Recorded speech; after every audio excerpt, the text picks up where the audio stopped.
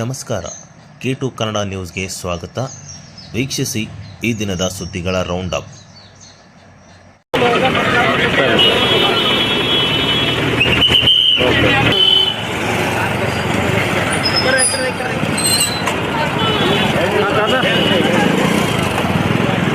ಅಪರಾಧ ತಡೆ ಮಾಸಾಚರಣೆ ಅಂಗವಾಗಿ ಜಿಲ್ಲಾ ಪೊಲೀಸ್ ಪರಿಶಿಷ್ಟ ಅಧಿಕಾರಿ ಇವರ ಸೂಚನೆ ಮೇರೆಗೆ ನಗರದಲ್ಲಿ ತಿಂಗಳ ಪೂರ್ತಿ ಆಟೋಗಳ ದಾಖಲೆ ಪರಿಶೀಲನೆ ಕಾರ್ಯಾಚರಣೆ ನಡೆಸಲು ಪ್ರಾದೇಶಿಕ ಸಾರಿಗೆ ಹಾಗೂ ನಗರ ಪೊಲೀಸರು ಪ್ರಾರಂಭಿಸಿದ್ದಾರೆ. ನಗರದ ಬಸ್ ನಿಲ್ದಾಣದ ಬಳಿ ಆಟೋ ವಾಹನಗಳ ದಾಖಲೆಗಳ ಪರಿಶೀಲನೆ ಪ್ರಾರಂಭಿಸಲಾಗಿದೆ. ಅಧಿಕ ವಾಹನ ಪ್ರಯಾಣ ವಿಮೆ ಸೇರಿ ಇತರೆ ದಾಖಲೆಗಳು ಹಾಗೂ ಕಡಿಮೆ ವಯಸ್ಸಿನ ಅಪ್ರಾಪ್ತರು ವಾಹನ ಚಲಾವಣೆ ತಡೆಯಲು ಅಭಿಯಾನ ನಡೆಸಲಾಗುತ್ತಿದೆ ಎಂದು ಮೋಟಾರ ನಿರೀಕ್ಷಕ ರಾಜೇಶ್ ತಿಳಿಸಿದರು.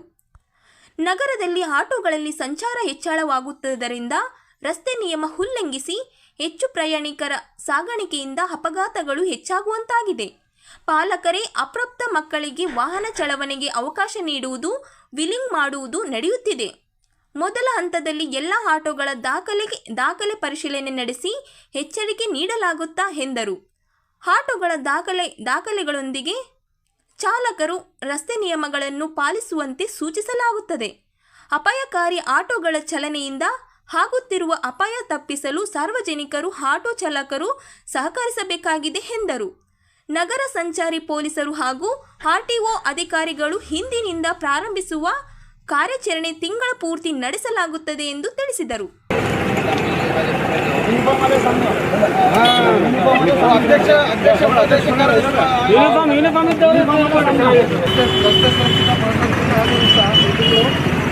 ನಾವು ಅದ್ರ ಜೊತೆಯಲ್ಲಿ ಆಟೋಗಳ ಮೇಲೆ ಸ್ಪೆಷಲ್ ಆಗಿ ಪರಿವರ್ತನಾ ಕಾರ್ಯಕ್ರಮ ಚಟುವಟಿಕೆಯನ್ನು ತಗೊಂಡಿದ್ದೀವಿ.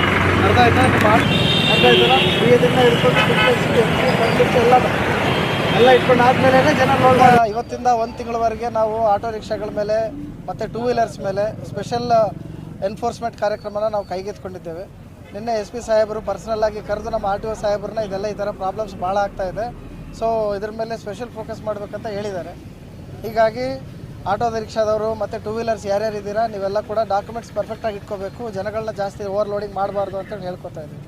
ಸೊ ಈ ತಿಂಗಳೆಲ್ಲ ರೋಡ್ ಸೇಫ್ಟಿ, ರಸ್ತೆ ಸುರಕ್ಷತಾ ಮಾಸಾಚರಣೆ ಆಚರಿಸ್ತಾ ನಾವು ಜನರಿಗೆ ಅವೇರ್ನೆಸ್ ಕೊಡ್ತಾ ಅದ್ರ ಜೊತೆಯಲ್ಲಿ ಜನರನ್ನ ಸೆನ್ಸಿಟೈಸೇಷನ್ ಮಾಡ್ತಾ at the same time enforcement tight ಮಾಡ್ತಾ ಇದ್ದೀವಿ. ದಯವಿಟ್ಟು ನೀವೆಲ್ಲ ಸಹಕರಿಸಿ. ಅದ್ರ ಜೊತೆಯಲ್ಲಿ ನಿಮ್ಮ ಗಾಡಿಗಳನ್ನೇನಿದೆ ಅದೆಲ್ಲ ಪಕ್ಕ ಇಟ್ಕೊಳ್ಳೋದಕ್ಕೆ ಆದಷ್ಟು ಟ್ರೈ ಮಾಡಿ. ಡಾಕ್ಯುಮೆಂಟ್ ಇಲ್ಲ ಅಂದರೆ ರೋಡ್ ಮೇಲೆ ಗಾಡಿ ತೊಗೊಂಡು ಬರಬೇಡಿ ದಯವಿಟ್ಟು. ಓಕೆ ಸರ್, ಇದು ಆಲ್ಮೋಸ್ಟ್ 1 ತಿಂಗಳು ಮಾಡಬೇಕಂತೇಳಿ ಅಂದ್ಕೊಂಡಿದ್ದೀವಿ ಸರ್. ಸೊ ಅದು ಎಷ್ಟು ಮಟ್ಟಿಗೆ ಎಲ್ಲ ಇಲಾಖೆ ಪ್ರೋಗ್ರೆಸ್ಸು ಮತ್ತು ಎಲ್ಲನೂ ನೋಡಬೇಕಾಗ್ತದೆ, ಜನಗಳು ಯಾವ ಥರ ರೆಸ್ಪಾಂಡ್ ಆಗ್ತಾರೆ. ಇವ್ರು ಜನ ಏನಾದರೂ ನಮ್ಮ ಈ ಒಂದು ಕಂಡೀಷನ್ಸ್ಗೆ ರೆಸ್ಪಾಂಡ್ ಆಗಿ ಚೆನ್ನಾಗಿ ಎಲ್ಲ ಗಾಡಿಗಳು ಇಟ್ಕೊಂಡ್ರೆ ನಾವು ಆದಷ್ಟು ಕಡಿಮೆ ಮಾಡ್ತೀವಿ ಸರ್. ಹಿಂಗೆ ಮಾಡ್ತಾಯಿದ್ರೆ ಗಾಡಿಗಳನ್ನ ಸೀಸ್ ಮಾಡಬೇಕಾಗ್ತದೆ, ಸೀಸ್ ಮಾಡ್ತೀವಿ ಸರ್. ಸರ್ ಟ್ರಾಫಿಕ್ ಪೊಲೀಸ್ ಅವರು ಮತ್ತು ಸಾರಿಗೆ ಇಲಾಖೆಯವರು ಕಲಿತು ಒಂದು ಜಾಯಿಂಟ್ ಆಪ್ರೇಷನ್ ಮಾಡ್ತಾಯಿದ್ದೀವಿ ಸರ್. ರಾಕೇಶ್ ಎಂ ಮೋಟಾರ್ ವಾಹನ ನಿರೀಕ್ಷಕರು, ಪ್ರಾದೇಶಿಕ ಸಾರಿಗೆ ಅಧಿಕಾರಿಗಳ ಕಚೇರಿ, ರಾಯಚೂರು.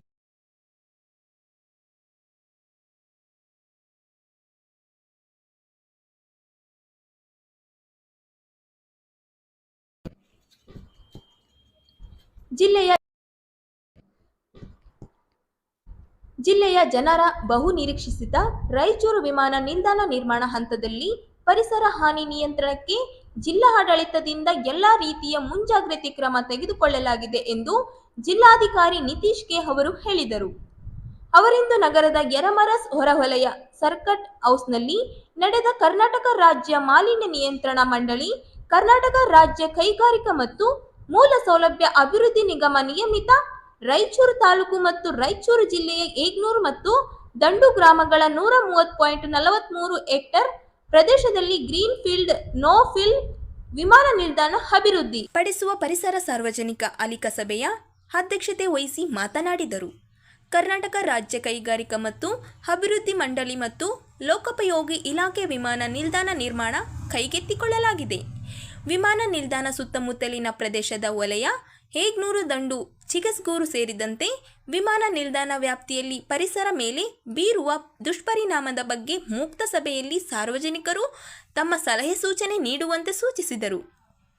ವಿಮಾನ ನಿಲ್ದಾಣ ಅನುಷ್ಠಾನದಿಂದ ಸುತ್ತಮುತ್ತಲಿನ ಪ್ರದೇಶದಲ್ಲಿ ಪರಿಸರಕ್ಕೆ ಹಾನಿ ತಡೆಯುವುದು ಈ ಸಭೆಯ ಮುಖ್ಯ ಉದ್ದೇಶವಾಗಿದೆ.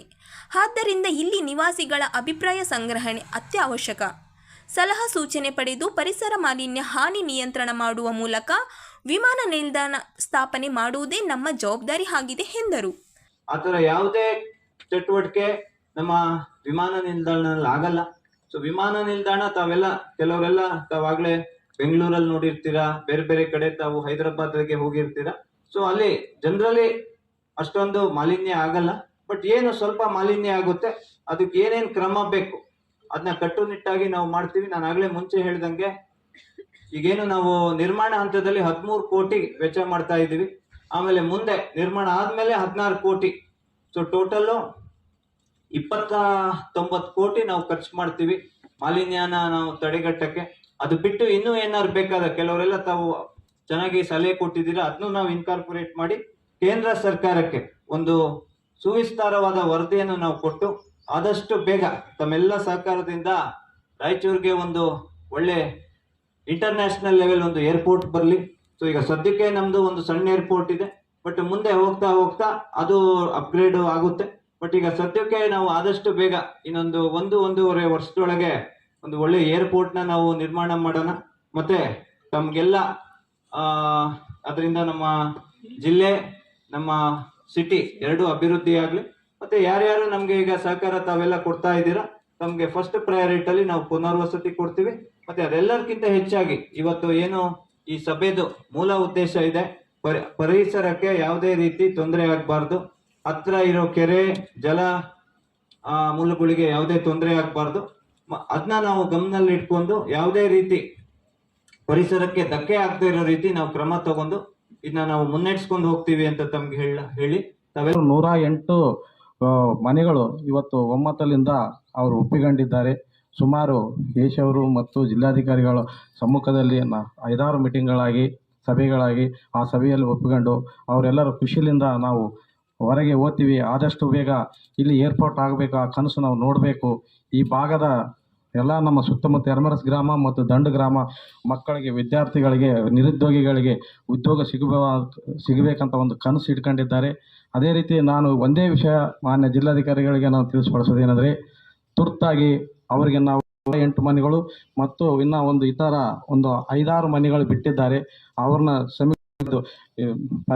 ಅಲ್ಲಿ ನೋಡಿ ಖುದ್ದಾಗಿ ಅವ್ರಿಗೆ ಏನು ಪರಿಹಾರವನ್ನು ಕೊಟ್ಟು ಮತ್ತು ಅವರಿಗೆ ಅಲ್ಲಿ ಪ್ಲಾಟ್ಗಳು ಕೊಟ್ಟು ಆ ಪ್ಲಾಟ್ಗಳಿಗೆ ಶುದ್ಧವಾದ ನೀರು ಕೊಟ್ಟು, ಅದೇ ರೀತಿಯಾಗಿ ಬೀದಿ ದೀಪಗಳು ರಸ್ತೆಯನ್ನು ಮಾಡಿ ಕೊಟ್ಟರೆ ಅವರೆಲ್ಲರೂ ಹೋಗಕ್ಕೆ ಅವರು ಸಿದ್ಧರಿದ್ದಾರೆ. ದಯಮಾಡಿ ಅದು ತಾವು ಮಾಡಬೇಕಂತ ನಾವು ತಮ್ಮ ಜಿಲ್ಲೆಗಳಿಗೂ ಸಾಮಾಜಿಕ ನ್ಯಾಯ ಒದಗಿಸದೆ ನಿರಂತರ ಅನ್ಯಾಯ ಮುಂದುವರೆದಿದೆ. ಮಂಡಳಿಯಿಂದ ರಚಿಸಲಾಗಿರುವ ಶೈಕ್ಷಣಿಕ ಸಮಿತಿಯಲ್ಲಿ ಬೀದರ್, ಬಳ್ಳಾರಿ ಮತ್ತು ಕಲಬುರಗಿ ಜಿಲ್ಲೆಗಳಿಗೆ ಸೀಮಿತವಾಗಿದ್ದು, ಪರಿಷ್ಕರಣೆ ಮಾಡಿ ಉಳಿದ ಜಿಲ್ಲೆಗಳಿಗೂ ಅವಕಾಶ ನೀಡದೆ ಹೋದರೆ ಕಲ್ಯಾಣ ಕರ್ನಾಟಕ ಮಂಡಳಿಯಲ್ಲಿ ಒಳ ಮೀಸಲಾತಿ ನೀಡಬೇಕೆಂಬ ಹೋರಾಟ ಪ್ರಾರಂಭಿಸಬೇಕಾಗುತ್ತದೆ ಎಂದು ಜನಾಂದೋಲನ ಮಹಾಮೈತ್ರಿ ಸಂಚಾಲಕ ರಾಘವೇಂದ್ರ ಕುಷ್ಟಗಿ ಎಚ್ಚರಿಸಿದರು. ಅವರಿಂದು ಮಾಧ್ಯಮಗೋಷ್ಠಿ ಉದ್ದೇಶಿಸಿ ಮಾತನಾಡಿ, ಪ್ರಾದೇಶಿಕ ಸಮತೋಲನ ನಿವಾರಣೆಯ ಉದ್ದೇಶದಿಂದ ಪ್ರಾರಂಭವಾಗಿರುವ ಹೈದರಾಬಾದ್ ಕರ್ನಾಟಕ ಅಭಿವೃದ್ಧಿ ಮಂಡಳಿಯ ಮೇಲೆ ಕಲಬುರಗಿ ರಾಜಕೀಯ ಪ್ರಭಾವದಿಂದ ಇತರೆ ಜಿಲ್ಲೆಗಳಿಗೆ ಅನುದಾನ ಸೇರಿ ಎಲ್ಲ ಹಂತದಲ್ಲಿಯೂ ಅನ್ಯಾಯವಾಗುತ್ತಲೇ ಇದೆ. ಕಲಬುರಗಿ ಜಿಲ್ಲೆಯ ನಾಯಕರಿಗೆ ಎಲ್ಲವೂ ತಮಗೆ ಮೀಸಲು ಎನ್ನುವ ಮನೋಭಾವ ಹೆಚ್ಚಳವಾಗುತ್ತಿದೆ.